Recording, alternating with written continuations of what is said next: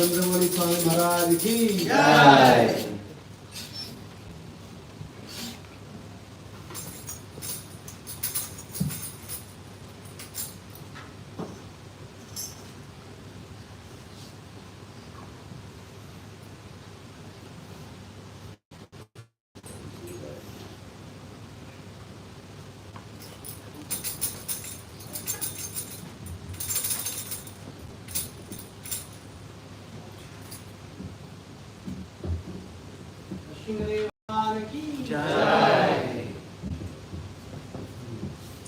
Hare Krishna Hare Krishna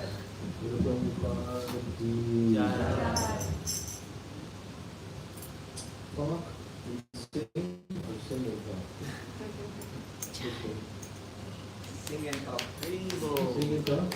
Sing, talk, sing. Sounds like a Punjabi program.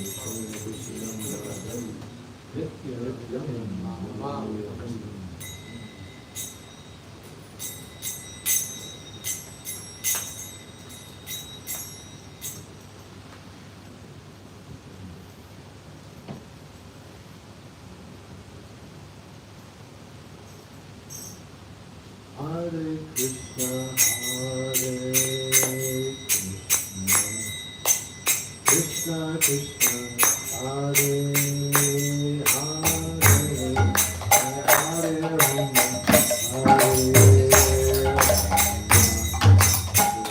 Rama, Hare Hare.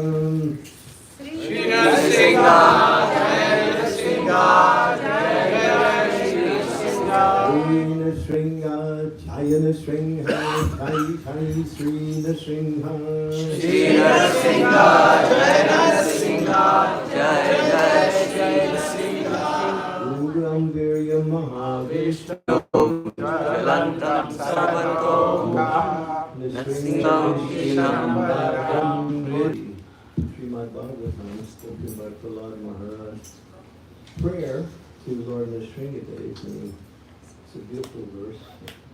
He's praying for two things. He's praying for, please, my dear Lord, my heart is full of desires for fruit gain in my activities in this material world, which brings about attachment and ultimately suffering. Please enter into my heart and destroy these demon-like desires. And he also prays for abhayam. Bhaya means fearful. Abhayam means fearless. It was a beautiful verse, and maybe we can chant it responsibly. If you like, I'll go word for word, and then we can all chant it. But chant it with some enthusiasm, put some, Shakti into it. Shakti. Om Namo Bhagavate Narasimhaya. Om Namo Bhagavate Narasimhaya. Namas. Namas. Teja. Teja. Tejase. Tejase. Avir. Avir. Avir Bhava. Avir Bhava. Rajanaka. Rajanaka. Rajadamstra. Rajadamstra. Kamasayan. Kamasayan. Radaya Radaya. Radaya Radaya. Kamo. Namo. Grasa Grasa. Grasa Grasa. Om Swaha. Om Swaha. Abhayam Abhayam. Abhayam Abhayam. Atmani. Atmani. Bhuyasta. Bhuyasta. Om. Om. Shram. Shram. So that's the verse from the 5th canto, Srimad Bhagavatam. Prahlad Maharaj is offering prayers. Of course, Prahlad Maharaj is a pure devotee of the Lord.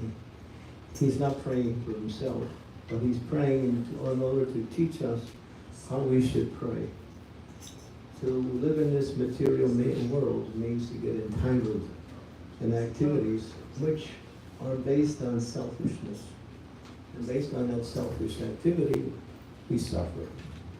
We get our reactions which cause us to suffer. So he's saying, my dear Lord, come into my heart and destroy this desire for personal selfish gain. Only you can do it. As we want to make progress in spiritual life, we have to make an endeavor. We have to try. We have to follow as best we can. But even in the most perfect performance of bhakti, we still fall short of the goal. Why? Because we require mercy. Without mercy, there is no completion for our bhakti. Yes, everyone can move a little bit.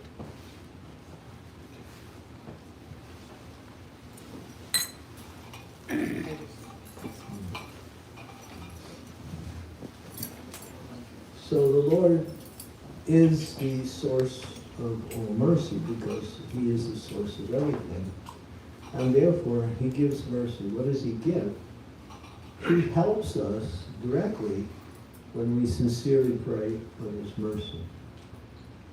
Srila Bhaktivinoda Thakur, one of the greatest of all Vaishnava philosophers and also acharyas in our Gaudiya Madhva Sampradaya, he prays to the Lord. His desire is to go to Vrindavan. His desire is to be a gopi in Vrindavan to worship Krishna in the mood of Braj, the residence of Vrindavan. But he's praying to Lord Nrsimhadev, who is not connected with Vrindavan directly, but he helps to open the path to Vrindavan by doing three things, and this is Bhaktivinoda Thakur's prayer. My dear Lord, this material world, padam padamya vipadam, means, padam means step, and vipadam means dangerous step. That at any moment, one can be destroyed. This world is a very place of, say, uncertainty. Anything could happen at any time. So it's a dangerous place. We know that also. And there's so many examples of all of a sudden, something comes and then the whole thing is changed. I might say something very heartbreaking, devastating, and actually ultimately destroying. So he prays, my dear Lord, protect me from dangers in this world. And Lord Nrsimhadev, he is especially to fulfill the desires of his devotees, to keep them free from material dangers. This is Lord Nrsimhadev's service to his sincere devotees who pray for his mercy.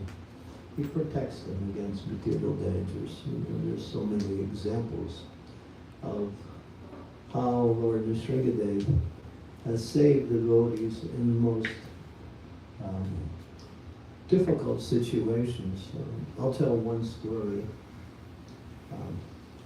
This is a story connected with one of our great acharyas in our ISKCON society, His Holiness Indrajumna Maharaj. He met this girl. She was about 8 years old. And she was very much inclined to devotional service. So she also was taking some guidance from him. One day she was crossing the street. He knocked her flying into the air, and then she landed on some grass over onto the side, and she was unconscious. They took her to the hospital to see what was the situation. She was still unconscious. So the doctor immediately called for some x-rays to see what was broken in her body. And the nurses, the assistants, they came back with the x-rays. And the doctor's looking at the x-rays. He said, no, these are not the x-rays. Give me the x-rays of the girl. They said, this is it. He looked at it and there was nothing wrong with it. But after some time, she came back to consciousness. And she said, and she had 2 marks on her left shoulder and 2 marks on her right shoulder, scratch marks. And then she said, oh yes, when I was flying through the air, Lord Nrsimhadev grabbed me, and when he did, he scratched me. And that was the only thing that was wrong with her. Nothing else. Getting hit with a car at 8 years old, 40 miles an hour. This is one example how Lord Nrsimhadev is there for those who... She had devotion to Lord Nrsimhadev. So this is one of, I think, numerous examples of how the Lord protects his devotees from what we say material calamities, dangers. Of course, we have the example of the story of Prahlad Maharaj, how his father, the powerful demon, who was invincible, even the demigods were fearful of his simply by his raising of his eyebrows, the demigods would run in fear. All of the demigods were feared. Even Indra, the king of heaven, was forced to leave his abode because of Hiranyakashipu's terror throughout the universe. But Prahlad Maharaj, who was his son, was a pure devotee of the Lord, and he preached to his father. His father was a big demon, but Prahlad was a devotee. From the time he was born, he had heard, even before he was born in the womb, he had heard from Narasimha, one of the rishis, the sage among the demigods, of the whole science of bhakti. And he was self-realized at the time of birth. He heard everything within the womb. And therefore he was fully Krishna conscious, God conscious, even from the time he was born. And his father was the opposite. He was the king of the demons and the terror of the universe, and he was always greedy to get more and more power. The word Harani Kashipu, Haranya means gold. Kashipu means soft bed. In other words, to enjoy the pleasures of this world in the form of wealth and what we say, enjoyment with the opposite sex. And this was Hiranyakashipu's name, what to speak about his activities, which illustrated his name. And his son was very dutiful as a boy. He loved his father, although his father was a demon, he was a devotee. He was always preaching to his father. Father, give up all of this idea. You can't be happy by sense gratification. Just go to Vrindavan and worship the Supreme Personality of God. And his father would get angrier and angrier every time his son would preach the glories of the Lord. And so at one point, Hiranyakashipu got so frustrated, couldn't change his dear little 5-year-old son, so he decided to kill him. So he told his servants, who were his assistants, to take this boy and stab him with spears. So they took him and they tried to stab him with spears, but the spears had no effect. They put him in fire, the fire didn't burn him.